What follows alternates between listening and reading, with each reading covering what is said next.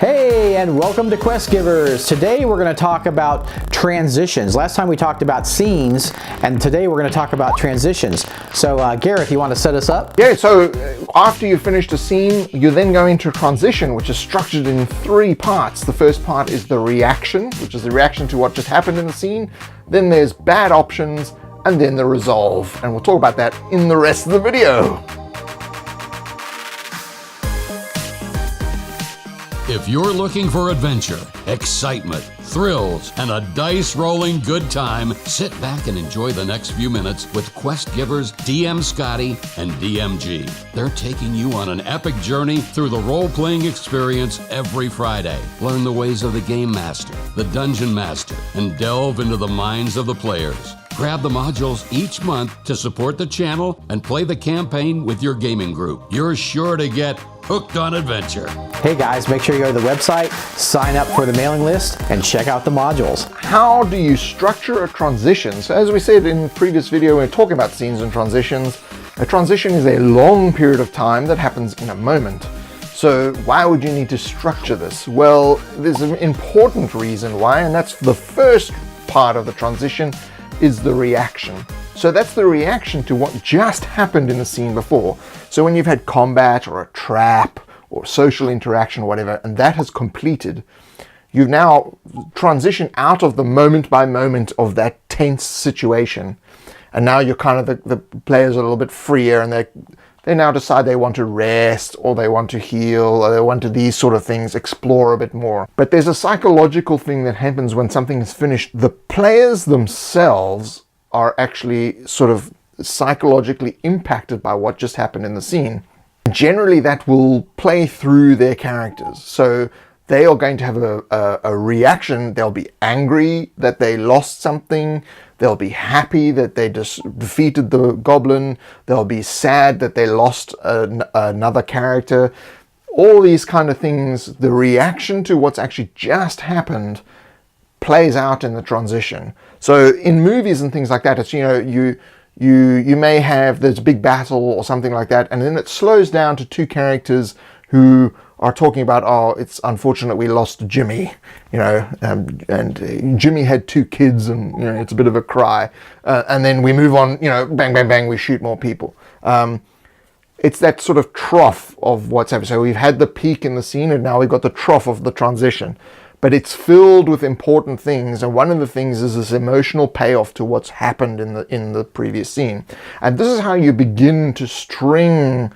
You run a thread through everything that you're doing, and you'll see the greater structure of what we do in our modules, and the way that this works is that you're playing on people's emotions the whole time. They're having a reaction to the moral imperative or the consequence or the duty.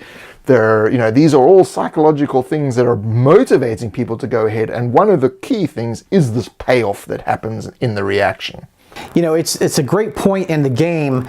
Gareth is saying not only mechanically can you do stuff, like heal and get treasure, which is very satisfying to players, because unlike a movie, we have to do the mechanics, right? The mechanics come into the game, and that's a lot of times where those mechanics come in, where with the exception of combat and exploration, that's where a lot of mechanics come in as far as healing and that kind of stuff, using up resources, all kinds of game things.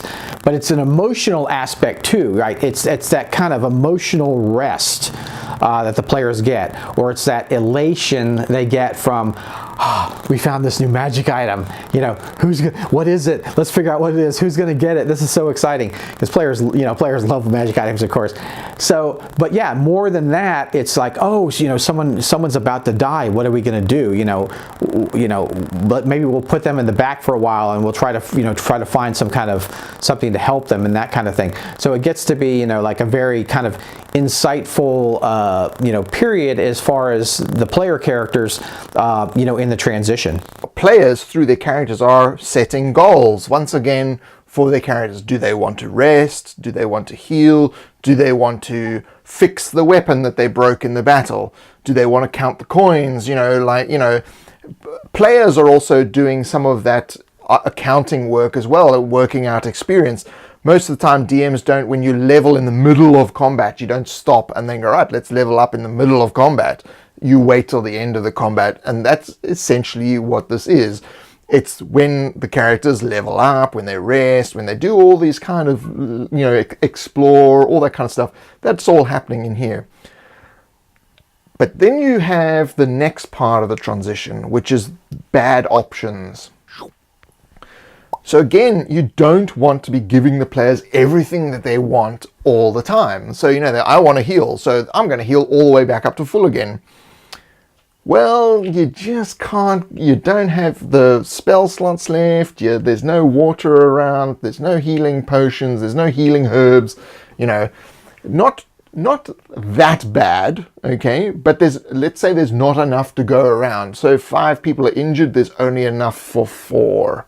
So Johnny's going to have to go without. The fighter's going to go, I've got the most hit points, I'll stay out of this. He's making a decision to sort of give up some of what he has to the rest of the group. And this is where you kind of get some of that intergroup play. This is where the interesting intergroup play is. The thief has stolen all the gold. Is he going to share it? Is he a good thief or a bad thief? Or, he's pickpocketed the goblin and he's found a magical ring, but he needs the wizard to identify the ring. This happens in the transition. It's like, the player's goal is, I want to get the wizard to identify the ring, but I don't want the barbarian to find out because he'll want the ring. I don't know what the ring is, but he'll want it. So again, these are the things when we talk about bad options, we're not talking about everything needs to be like a catastrophe. Again, you're the pebble in the shoe as the DM. You are an irritation, a minor irritation that's just kind of getting in the way. There's not enough space in the room for everyone to rest, or there are a lot of goblins on patrol, so someone has to stand guard while the other players rest. So someone has to forego rest. That's not a good option for that one person, because if they're the tank, they need their hit points, but everyone else, if they get hit one more time, they're dead. So they got this decision they have to make, and so the characters are setting these goals, and that's what this is. Again, pebble in the shoe rather than being the concrete block on the foot. These can be great RP moments, right? Where, if someone decides, what Gareth was saying, there's not enough to go around. If someone decides, well, I'm going to, forsake my portions for someone else to heal, that's a great, that may not just be mechanically a decision, it may be a decision on the character's part. So you can get some great role-playing moments. In my game that I'm running, I actually have an evil character, which I've never actually had in my game before, but I trusted the player, not to be a jerk and that kind of thing, as far as ruining the game. But the way the game's working is this character needs something that the other characters are going after. So he has to play with these characters. But through like the different transitions and things through our scenes, they're learning about that there's something fishy about him, and so that's really fun, and I'll stoke the fire, I'll add stuff to it during those kind of down scenes, them finding out about him or him finding some new information or something like that. Now, another interesting thing that I like to do is, this is kind of a side, but I like to do is, I don't hide anything at the table, okay? I don't take the evil character aside and say, this is this and this, and then the characters don't know, right? Because it's much more interesting if everybody knows what's going on, right? But the thing is, the characters can't act on information they don't know.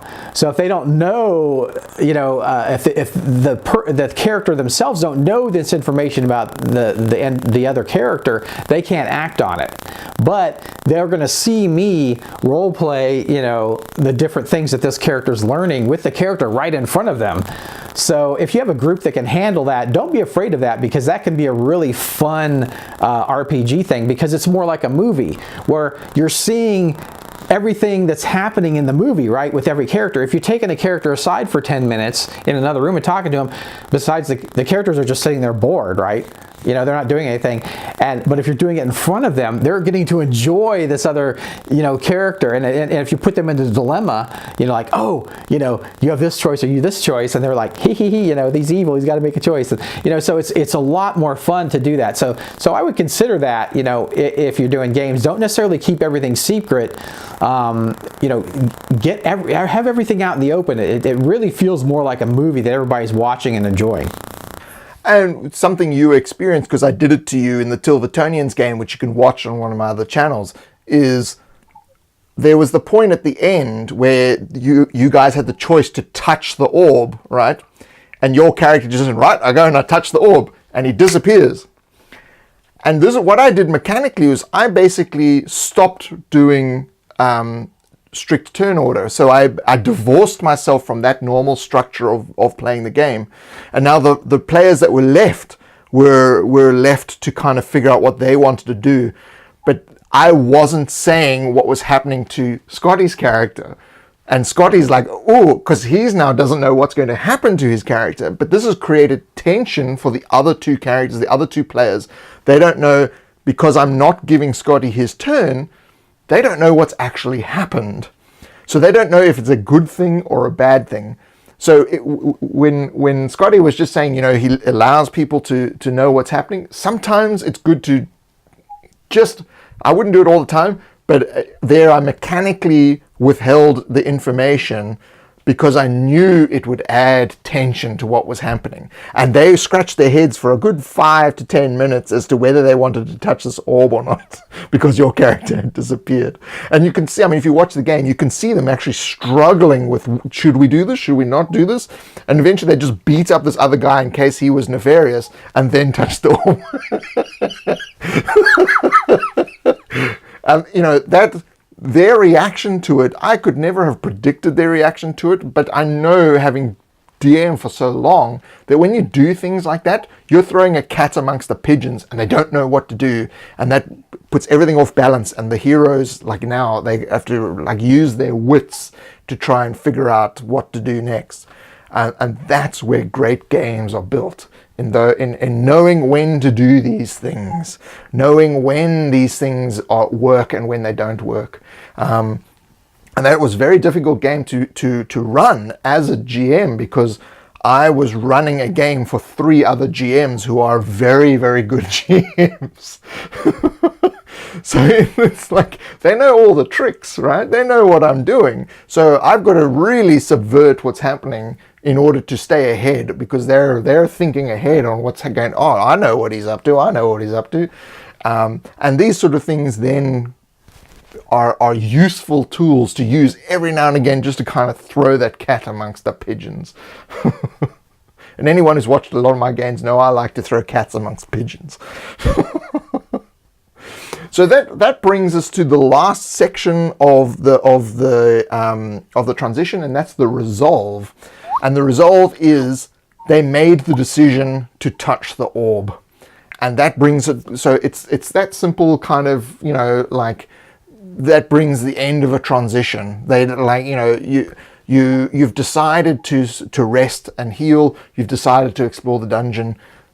That happens. And then a next scene starts. So they get ambushed in the dungeon, they wake up in the middle of the night, or they wake up in the morning and then get attacked by goblins or something like that.